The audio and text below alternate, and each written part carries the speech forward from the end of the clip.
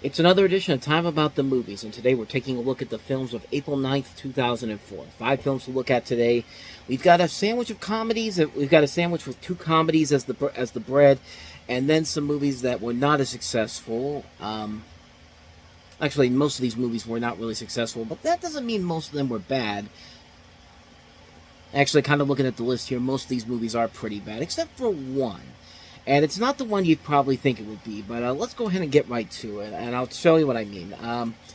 It was an interesting weekend in general because, it was Easter weekend, which probably explains why some of these movies didn't do very well, because you don't release these type of movies on Easter weekend, and Jesus Christ literally led the weekend because Mel Gibson's The Passion of the Christ actually rose back up, quite literally, like the way Jesus was resurrected in the Bible, up to the #1 spot again, and actually gained more money during that weekend. But then again, it's Easter weekend; it's not really that shocking. But here were the 5 films that were trying to compete with that, along with Hellboy, which is at #2 here. The biggest of the new releases, by about $300,000, which is going to be hilarious when I get to the next movie, is Cedric the Entertainer in the comedy Johnson Family Vacation.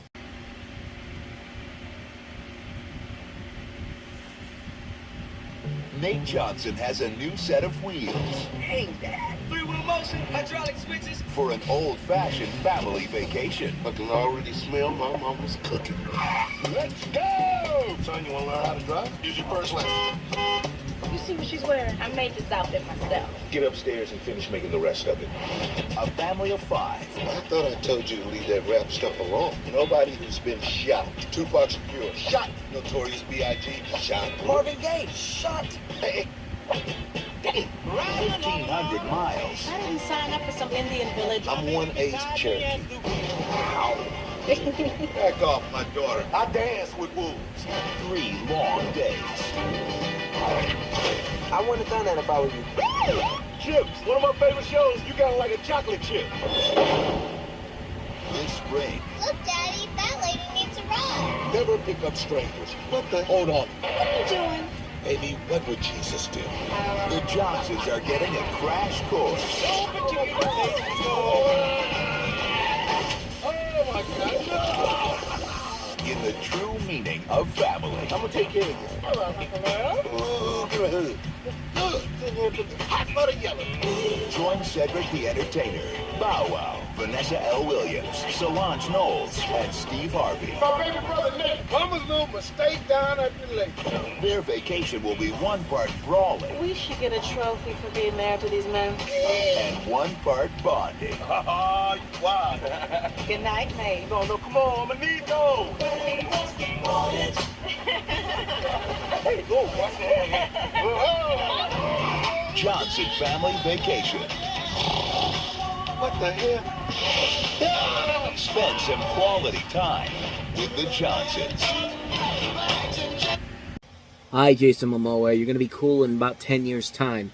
No joke, this is actually the first movie that Jason Momoa ever starred in, and of course, it would take him a while before he became the Jason Momoa that we know him as today, and if you watch him, especially in that trailer, certainly looks a hell of a lot different. I mean, this is Power Rangers Jason Momoa, not the Aquaman Jason Momoa that we've later known him to become, but this movie can be seen as a number of different things. In fact, when Family Feud had Cake Boss versus Here Comes Honey Boo Boo, guess what movie they referenced with Steve Harvey in it with the Honey Boo Boo family?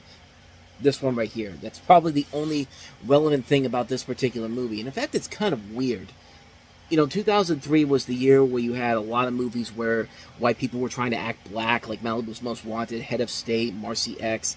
2004 apparently was the year where black people decided, okay, we're gonna remake some of the great comedies of all time. I mean, this is basically a black remake of National Lampoon's Vacation, and then a couple weeks later, we'll have the black remake of Airplane, which was Soul Plane. Which, needless to say, this is better than Soul Plane, but not by that much. In fact, better is an understatement. This one's at least tolerable. You have the Johnson family, led by Cedric the Entertainer, Vanessa Williams, Bow Wow, and Solange Knowles. They're going on a road trip to attend a family reunion in Missouri and the numerous hijinks that occur along the way. Their idea of hijinks include stuff you've seen done better in National Lampoon's Vacation, including Shannon Elizabeth playing kind of the Christy Brinkley of the movie, except nowhere near as hot as Christy Brinkley was in this. But I mean, she doesn't look too bad in this. But I guess Steve Harvey's the cousin Eddie of this movie. There's a scene that takes place at nighttime in a swimming. Instead of a swimming pool, it's a jacuzzi, because jacuzzis are the real cool way to go swimming at nighttime in the year 2004, apparently. And I think what I'm trying to get at here is that this movie is not funny whatsoever.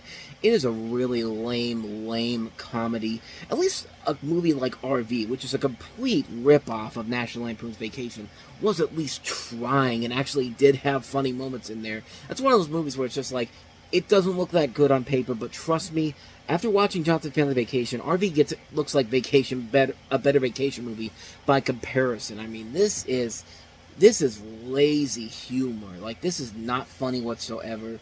You know, for a guy like Cedric the Entertainer, for a guy who has the last name Entertainer, he has never been in anything. None of his movies have been entertaining whatsoever. We're just beginning with the list of bad movies that he's involved in, and this is just not a funny movie. It's just not funny. The family is not really that well put together. You don't really buy into their connection whatsoever.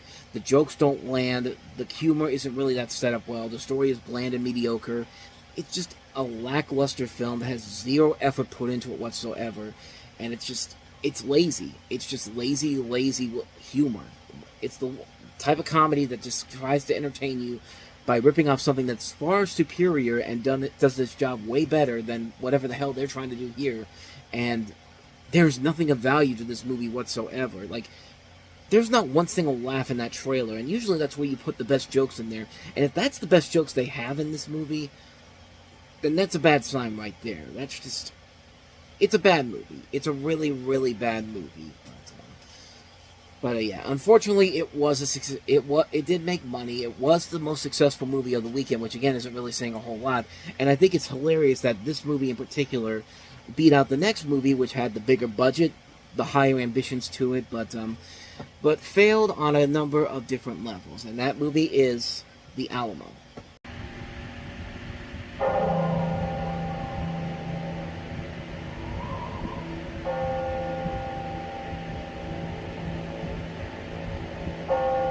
There have been many ideas of what Texas is,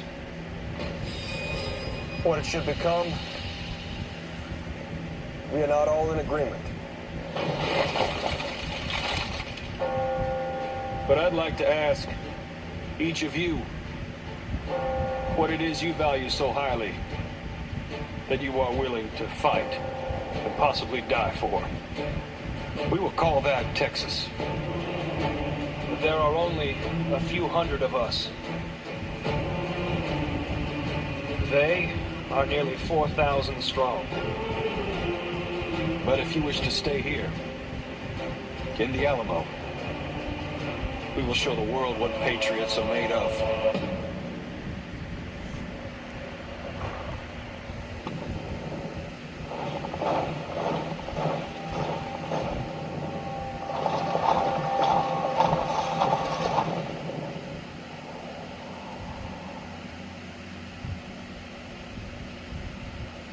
We're gonna need a lot more men. Touchstone Pictures presents the incredible true story of two sides who fought for what they believed, protected what they loved, and gave the world a legend to remember. The Alamo is at hand!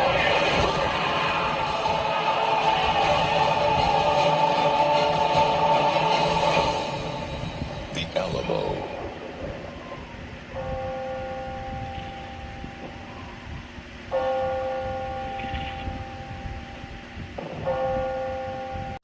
They're going to need a lot more people to come to this movie too, but nobody went to see it. And yeah, as you can tell, this didn't open up on Christmas. This was a film that was pushed back. They basically had to re-edit the movie down. I mean, it was edited down to 3 hours, and later it was reduced to 2 hours. So basically the movie was supposed to come out around Christmas time, and then they pushed it back because of the editing.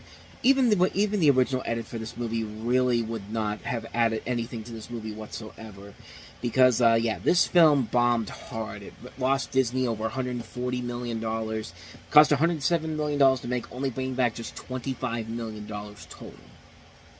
Nobody wanted to go see this movie, and quite frankly, you can really see why right from the get-go. And the story of this, if you don't know the story of the Alamo, it's basically this. As I'm waiting for the thing to come up, here we go.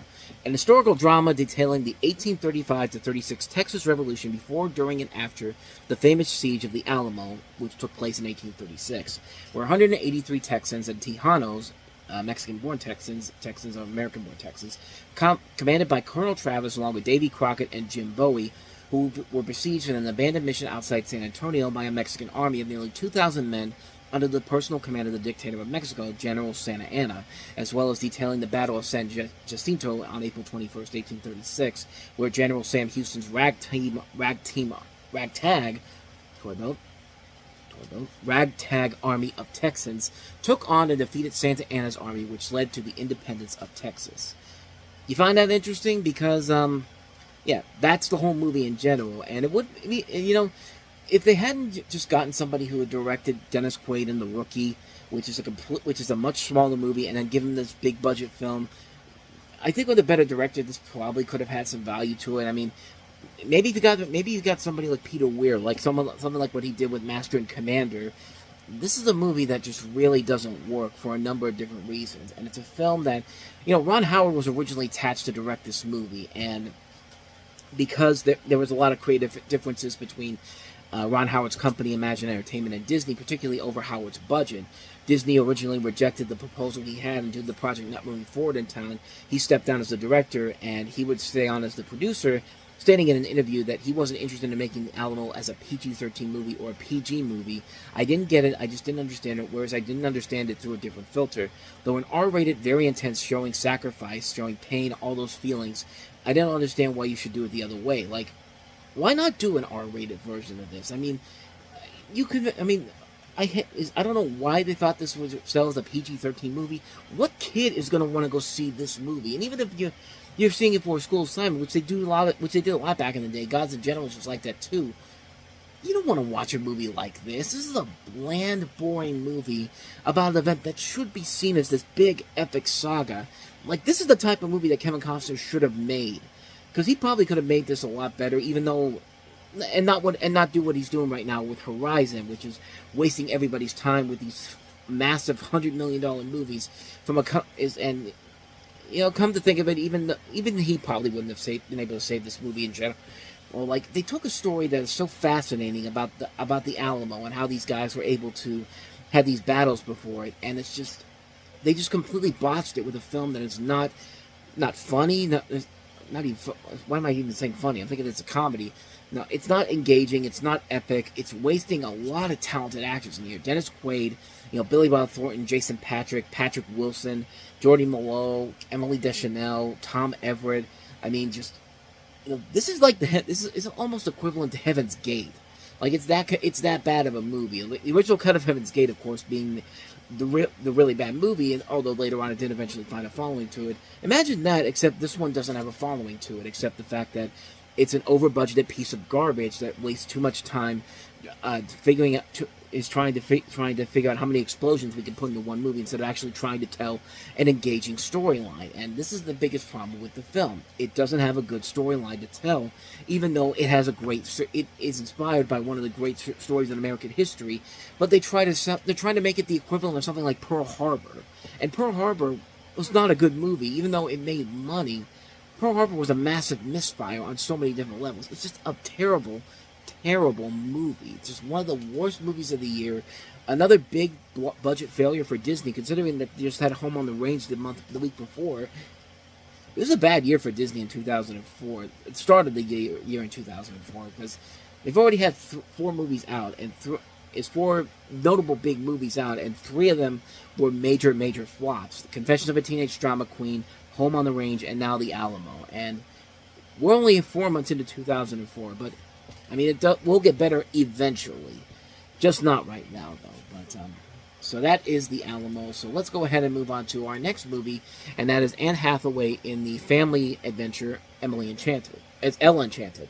Evil ruler threatened the kingdom. We must find a way to get rid of the prince. One ordinary girl will team up with ogres, elves, giants, and a prince on a quest to save the kingdom. Come on, guys. We got to coordinate the crowd. Stop that crowd! Please, Princess Diaries Anne Hathaway is Ella Enchanted. You are not like other girls. Freeze!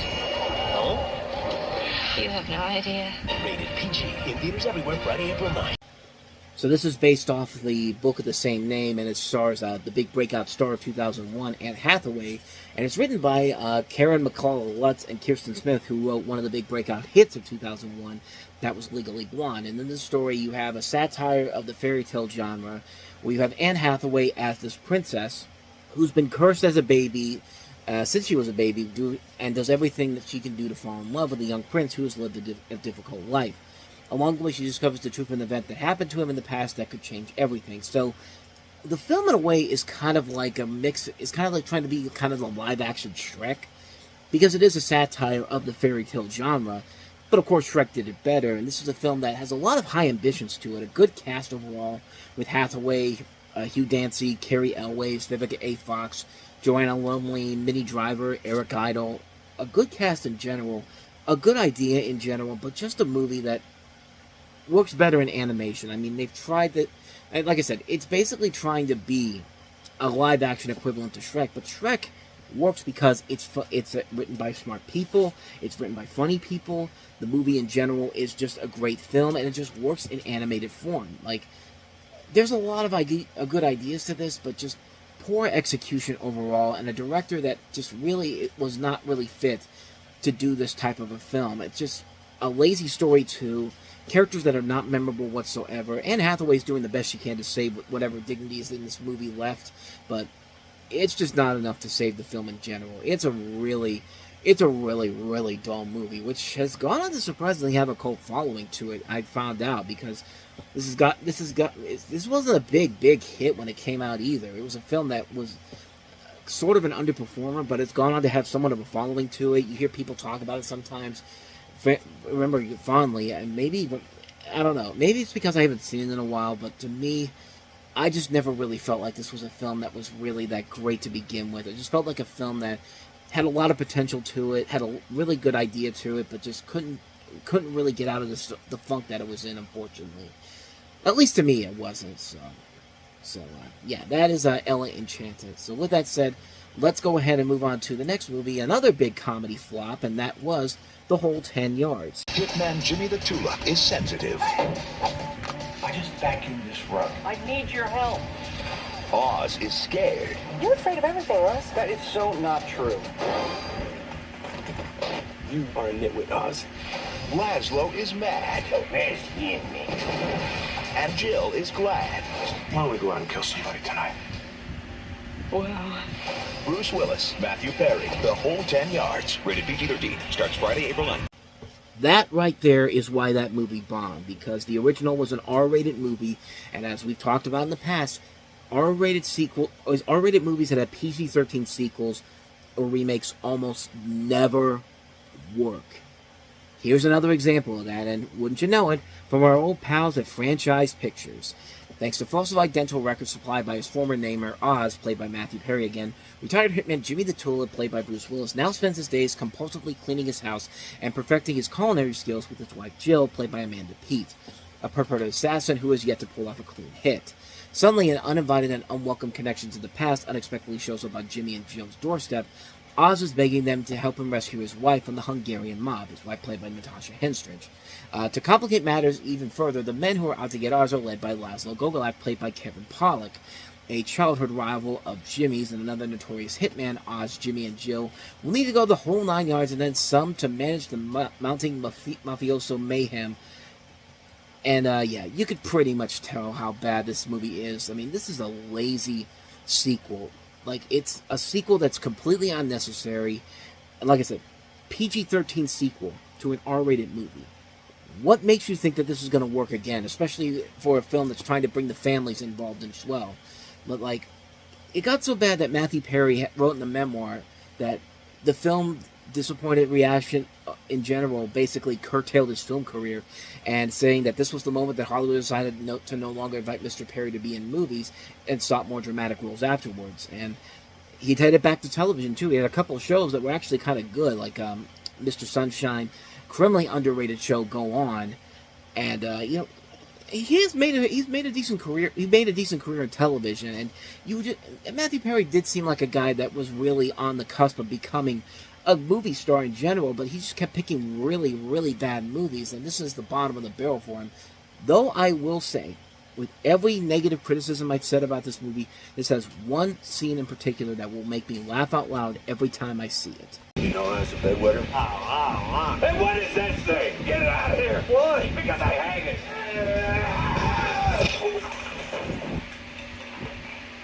Check. That right there is the single funniest scene in the entire movie, when Bruce Willis is on a drunken stupor and they build this shot glass pyramid, and he goes and he looks at Matthew Perry and just like, what is this thing? It's like, and Matthew Perry's just like, that's the pyramid we've been building for the last 3 hours, and Bruce Willis is just like, get it out of here. Why? Because I hate it. And then he just headbutts himself in there.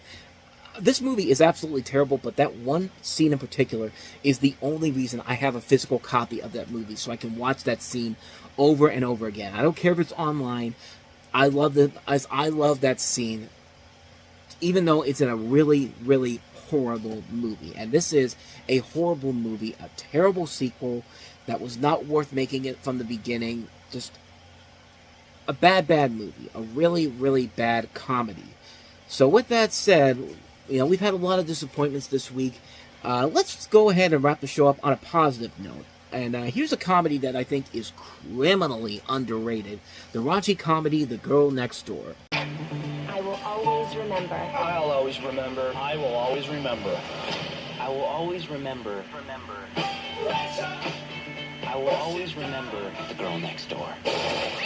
Whoa. Why? She's so hot. What channel, dude? Dude, what the?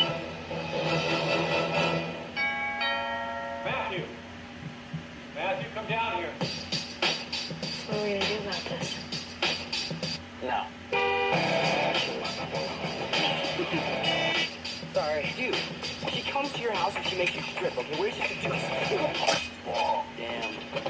Should've kissed her. So, you can figure this out. You just need a girl. What are you thinking? What are you thinking? I don't know. Somebody's gonna push him. Ooh, boxes. That's my principal. So you're friends with P, huh? Yeah. Well, we're kind of going out.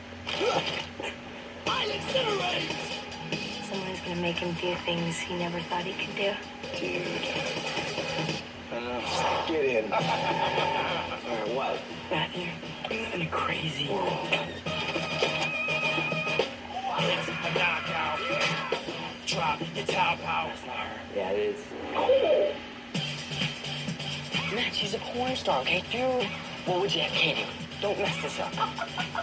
Gee, fine. Please, Matt. I just want to let you know you're better than this. Always know if the juice is worth the squeeze. It means you don't steal my girl unless you're ready to accept the consequences. Things get bad, just bolt, okay? What happened? You got that. There's nothing you can do about it now. Yeah, there is. I mean...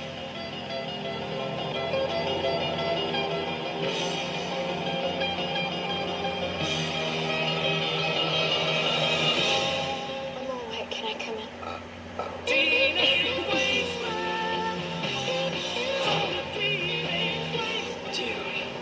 I know. Dude. I know. Dude, learn to like it.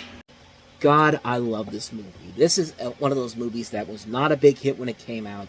It did very poorly at the box office, but it has gone on to have a cult following to it. And I can easily tell you why, because this movie is pretty... This is the perfect definition of what a good, raunchy, R-rated comedy should be. You have Emile Hirsch playing a high school senior who falls in love for the first time with the girl next door, played by Alicia Cuthbert, but finds the situation becoming complicated as he learns that she is a former pornographic actress. Like, first of all, the perfect male fantasy. I mean, that's every teenager's fantasy right there. To not only have a next door neighbor looking as hot as Alicia Cuthbert, finding out she's also a porn star too, and it leads into a lot of chaos, including Timothy Oliphant playing her former was it her ex-boyfriend, or was it like a person managing her career? Ex-boyfriend, and he was a producer too. Tim Oliphant is really good in the movie. This was the first time I ever saw him in anything, and I thought, man, that guy's a great actor. And of course, he's gone on to become a great actor in Justified, a whole bunch of other great things. Live Free or Die Hard. He's really good as the villain. I even liked him in Hitman, even though Hitman was not a great movie. I thought he was very good in that. Just a fun idea in general, and it's about as raunchy of an R-rated comedy as you can get, and that trailer doesn't even tell you what they have to do at the end. So they basically have this idea that Emil Hirsch and his friends, they decide to go to prom, and they decide to make a porn film on prom night with these strippers that they have there. And it's a really, really funny scene of what they actually do. They go to they agree to make a porn film on prom night, and they bring in Danielle's former colleagues and Matthew's classmates as actors. And you think they've made a porno movie in general, but what basically happens is that Timothy Oliphant is trying to get revenge on Emil Hirsch's character because of what he's doing with Alicia Cuthbert, and so Tim Oliphant steals the tape, thinking that they made a porno movie and showing it to his parents and the principal, and Kelly plays the tape, and they're surprised to find out that the film is actually a modern sexual education movie, and that Matthew and his friends have basically made millions of dollars, and have basically he's become a successful film. His kids have actually become successful filmmakers, and actually Matthew and Daniel actually end up having a relationship together. It's so chaotic, but at the same time, it ends on a really fun note that it turns it 360 around, and it's just really, really funny stuff. Like, it's a really good movie that I feel like does not get the proper attention that it deserves. The acting overall is great. The comedy is very funny. When it wants to be raunchy, it gets raunchy, and like, I miss movies like this, man. I'm glad that we're slowly but surely having a comeback with like No Hard Feelings last year, with movies like this that just say, let's be raunchy for the sake of being raunchy. And like, this was one of those last ones that I remember before Judd Apatow, of course, kind of helped resurrected it a little bit with the 40-Year-Old Virgin after a year later. But it's a really, really good movie that does not get the proper attention that it deserves. It's a really entertaining film. I really love it. I really enjoy this movie a lot. I think it deserves to get more and more attention as the years go on. It's a really funny movie, man. I can't recommend this one enough. The Girl Next Door. Definitely check this one out. And so with that said, we wrap up another edition of Time About the Movies. We'll head into the middle of April next week with the second part of Quentin Tarantino's Kill Bill Volume 2, which I would say is where all the best stuff is at. We also have Thomas Jane in The Punisher. And we also have Nina Vardalos' follow-up to My Big Fat Greek Wedding, which is Connie and Carla, which, spoiler alert, did not become the big success that My Big Fat Greek Wedding was, and kind of began the downward spiral for Nia Vardalos. But we'll get to that one on the next episode. But until then, thank you so much for watching, and if you want to see more videos like this, please hit the plays on the next page, check out the previous episode, and also don't forget to hit the like and subscribe button if you want to see more videos like this on this channel. So, with that said, I am off. I will see you guys next time, and until then, as always, take care.